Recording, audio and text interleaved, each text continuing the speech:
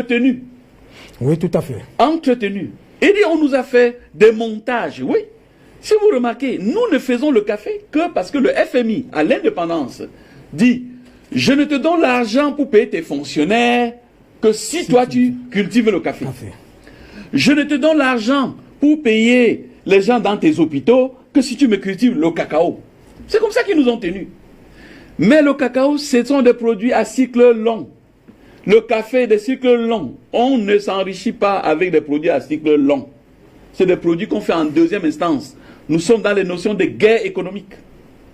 Et donc nous montrons ces céréales aux enfants et on leur demande s'ils peuvent dire ce que c'est.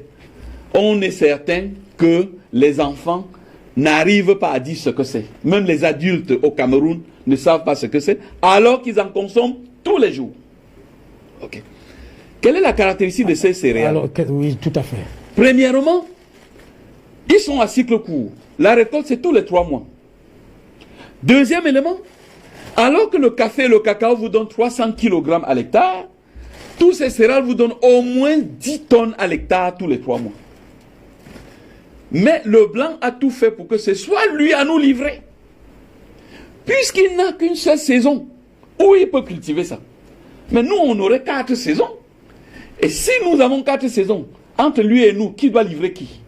C'est nous qui... C'est à nous de livrer. Tout à fait. Sauf qu'ils ne veulent pas dépendre de nous, de ce qu'ils vont manger. Alors, ils nous ont mis, ce que nous cultivons pour eux, c'est ce qu'ils mangent quand ils sont rassasiés. Donc, nous, on n'est pas déterminant pour eux. Le café, le cacao, c'est 300. Imaginez 300 kilos à l'hectare par an, par rapport à 10 tonnes à l'hectare tous les 3 mois. Donc, on nous a amené. Alors, je vais dire, le premier élément, ça c'est le blé. Ouais.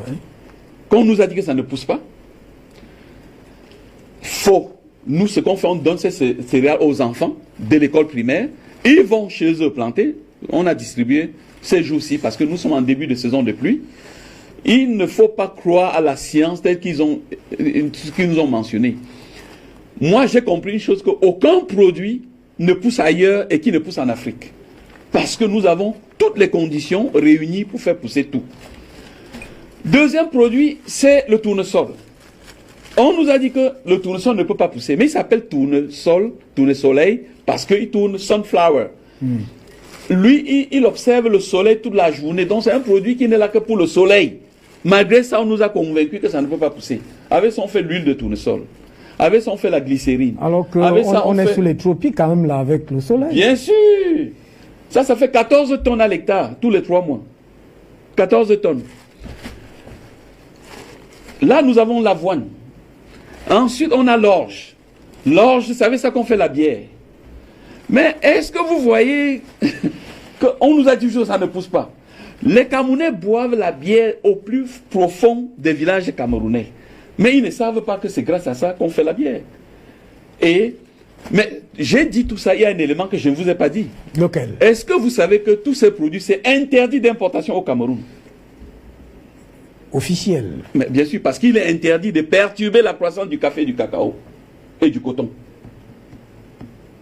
Il y a un bureau à l'aéroport financé par la France qui veille à ce que tout ça, quand ça entre, on brûle.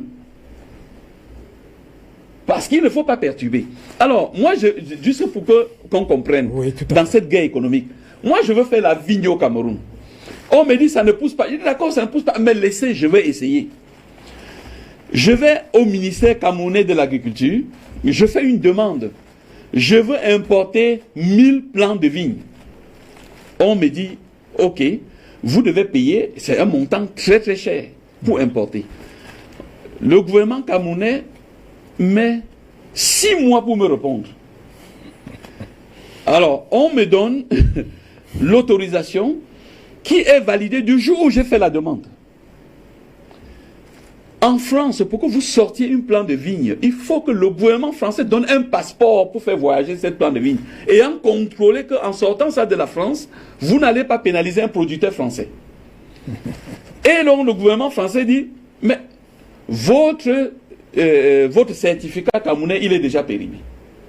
Je ne peux donc pas vous donner le passeport pour vos plants de vigne. Et on recommence encore.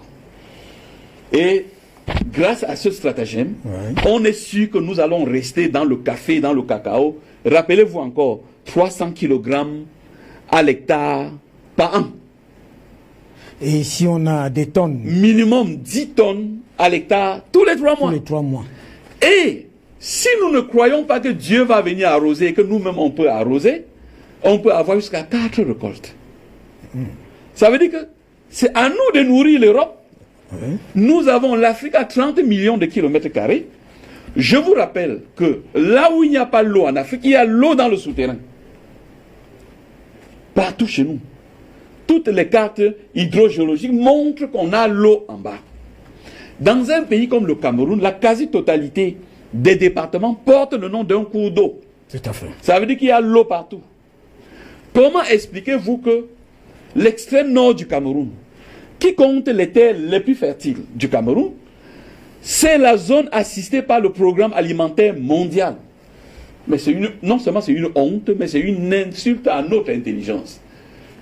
Et ma rébellion aujourd'hui, par rapport à ce que les Oumniobé ont fait dans les années 60, c'est d'enseigner aux enfants que nous, on ne fait que ce que le blanc lui-même fait. Pourquoi au Cameroun, je ne connais aucun blanc qui fait le cacao? Je ne connais aucun blanc qui fait dans le café. Il fait la banane. Donc moi aussi, je fais la banane. La banane, c'est 20 tonnes à l'hectare. Et la banane, vous la récoltez tous les jours. Mais si elle est gérée pas par les Camerounais pratiquement, vous le savez très bien. Oui. Bon. Elle est française. Elle est gérée. J'ai publié sur mon mur, bon, pour ceux qui ne me connaissent, j'ai une salle de classe qui s'appelle IEG sur Facebook. On a près de 700 000 followers et je publie régulièrement des informations. Il y a aussi un site, Pougala.net, pour ceux qui ont les moyens de s'inscrire dans une salle de classe payante. Elle coûte 5 600 par mois. Et j'ai publié les photos de la banane dite camerounaise en France, où c'est écrit banane française produite au Cameroun. Mais c'est revendiqué que c'est une banane française. Elle n'est pas camerounaise. Mais elle est produite au Cameroun. Elle est produite au Cameroun. Et si ce n'est pas une insulte, une autre insulte comme vous... Bien sûr. Mais sauf que nous sommes où? Nous, on est hors sujet. Regardez les ministères sont là. On est dans... Alors, ça, c'est... On fait de l'huile de tournesol. Un litre d'huile de tournesol coûte 3 000 francs au Cameroun. Ok. Ça sort après 3 mois. Vous avez 10 tonnes à l'hectare tous les 3 mois. Nos ministères sont là pour encourager les gens à faire que l'huile de palme. L'huile de palme. L'huile de palme donne à l'hectare 200 000 à l'hectare par an par rapport à ceci. Or, comme nous ne produisons que l'huile de palme, on est obligé d'aller faire fruire pour blanchir, donc on la rend toxique à la consommation. Et à la fin, on cherche à copier ce modèle, mais il suffisait tout simplement de planter et on pouvait tout simplement fabriquer. Est-ce que, pour aller dans le cadre de la sortie de ce sujet, est-ce que ça peut être un rapport de force économique avec les APE là? C'est-à-dire que on peut s'approprier ça partout au Cameroun et que est-ce que c'est possible? Voilà, c'est possible aujourd'hui. Par exemple, nous payons, nous on distribue les semences aux agriculteurs, nous achetons le kilogramme à 500 francs. Oui. Donc 1 kg de tournesol qui est livré à l'usine, c'est 500 nous payons. L'agriculteur trouve plus intéressant que de faire le maïs par exemple. Ok. Ce qui est intéressant de savoir c'est quoi? C'est que les Africains de la diaspora,